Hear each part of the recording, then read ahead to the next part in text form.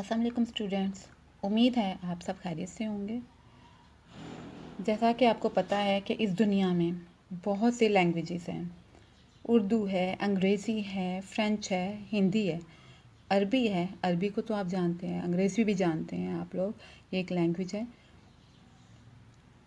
लेकिन आज हम जिस टॉपिक के बारे में बात करेंगे वह है उर्दू लैंग्वेज, उर्दू ज़ुबान। ये हमारी यानी पाकिस्तान में हम रहते हैं तो ये हमारी कौमी ज़ुबान है। ये हमारी कौमी ज़ुबान है। उर्दू ज़ुबान को समझने के लिए सबसे पहले जो चीज़ है वो है हरूफ़ तहज्जी। क्योंकि इसमें 37 हरूफ शामिल हैं, इस वजह से इसे हरूफ़ तहज्जी कहा जाता है। हर्फ की जमा हरूफ होता है और इसमें ज़्यादा हर्फ है, इस वजह से इसे हरूफ़ तहज्जी कहा जाता है। आइए हम सबसे पहले आपको जो सबसे पहला वर्ड पढ़ना सिखाएंगे वो है अलिफ़। अलिफ़ अलिफ़ की शक्ल सीधी होती है, अंग्रेज़ी में इसे स्ट्रेट कहते हैं। अलिफ़ से बहुत सी चीज़ें बनती हैं। अलिफ़ से अल्लाह, जिसने ये दुनिया बनाई है। अलिफ़ से अंडा, जो हम बड़े शौक़ से खाते हैं। अलमारी, ये है अलिफ़। उसके बाद आ जाएगा अलिफ़ मद आ। अलिफ़ मद आ क्या है? अलिफ़ के ऊपर मद होती है, अलिफ़ के ऊपर मद होती है। इससे भी बहुत सी चीज़ें बनती हैं। अलिफ़ मद दा से आलू, आलू पोटैटो जिसे कहते हैं इंग्लिश में। अलिफ़ मद दा से आलू, जिसे हम पोटैटो कहते हैं, और पोटैटो से बहुत सी चीज़ें बच्चों के लिए बनती हैं। फ्राइज़ बनते हैं, पराठे बनते हैं। अलिफ़ मद दा से बहुत सी चीज़ें भी बनती हैं। इसके आलू के अलावा आँख, जिससे हम देखते हैं। आड़ू, ये एक फल है।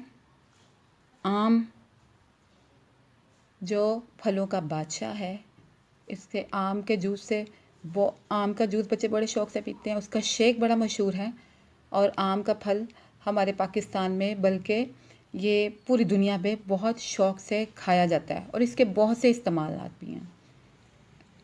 बे, अगला वर्ड है अलिफ़। अलिफ़ सबसे पहले पढ़ा हमने, अलिफ़ मद दा के बाद है बे। बे क्या है? बे की शक्ल, बे की शक्ल के 5 हर्फ होते हैं। जिसे बे का ख़ानदान भी कहा जाता है। इसमें 5 हरूफ शामिल हैं।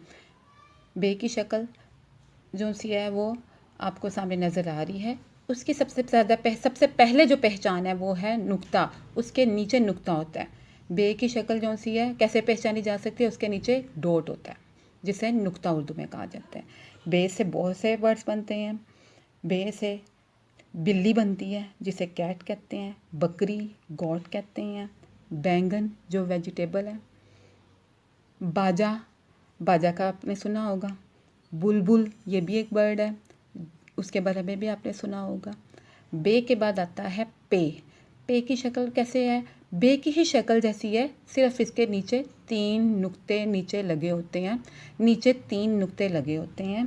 पे से भी बहुत सी चीज़ें बनती हैं। पे से पलंग। पलंग क्या है? आपको ज़्यादा इसके बारे में, उर्दू के बारे में पता नहीं होगा। पलंग कहते हैं बेड को, ज़्यादातर लोग बेड वर्ड यूज़ करते हैं उर्दू में, लेकिन इसे आपको समझा देते हैं कि बेड को उर्दू में कहते हैं पलंग। पे से पलंग। पंखा, पे से पंखा भी बनता है। गर्मियों के दिनों में पंखा इस्तेमाल किया जाता है, पंखे से हमें हवा मिलती है। ते, अब अगला वर्ड है, ये भी बे की ही ख़ानदान का है। इसकी शक्ल बे जैसी होती है, लेकिन इसके ऊपर 2 नुक्ते होते हैं। 2 ऊपर 2 नुक्ते लगे होते हैं, वो देखे साथ साथ ही लगाए हुए हैं उन्होंने। ते, ते से बहुत सी चीज़ें बनती हैं। ते से तरबूज, तरकारी।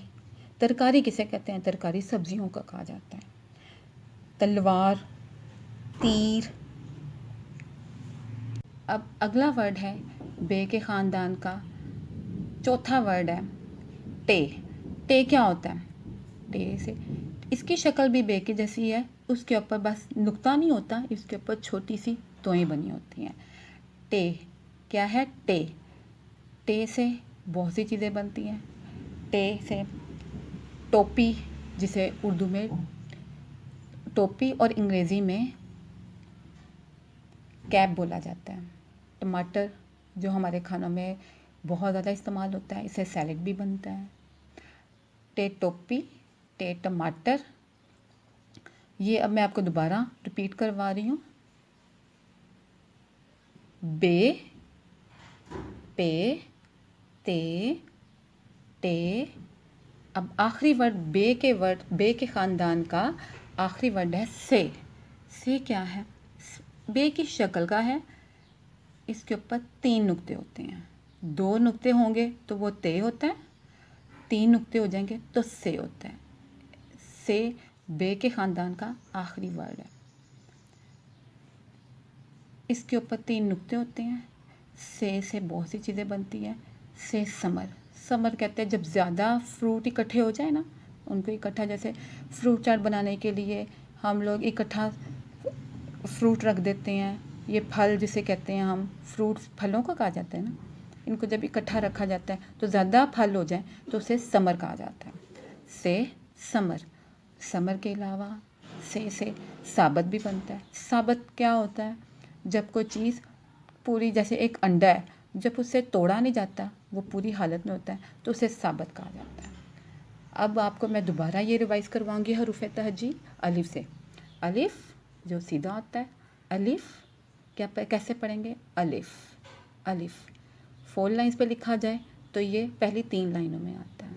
उसके बाद है अलिफ मद आ, अलिफ मद आ, अलिफ मद आ, बे, पे, ते, टे, से।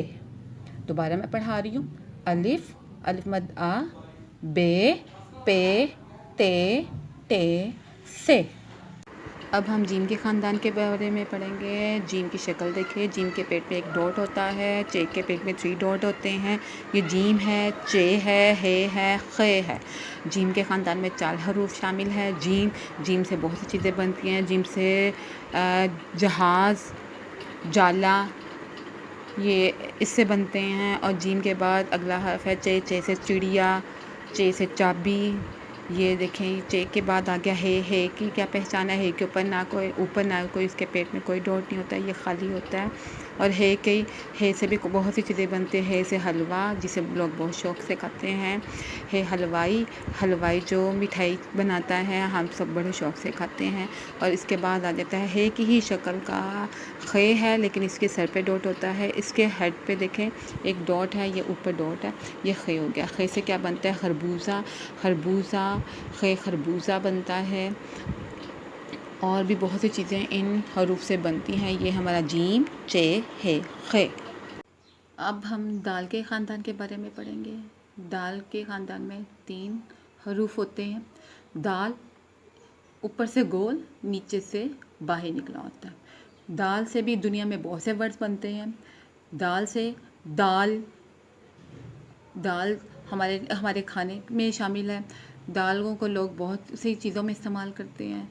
दाल, इसकी साउंड भी दाल ही निकलती है। दाल को कैसे पढ़ेंगे? दाल एक चीज़ भी है, ठीक है, ये दानों की सूरत में होती है, ये हमारे अनाज में शामिल है।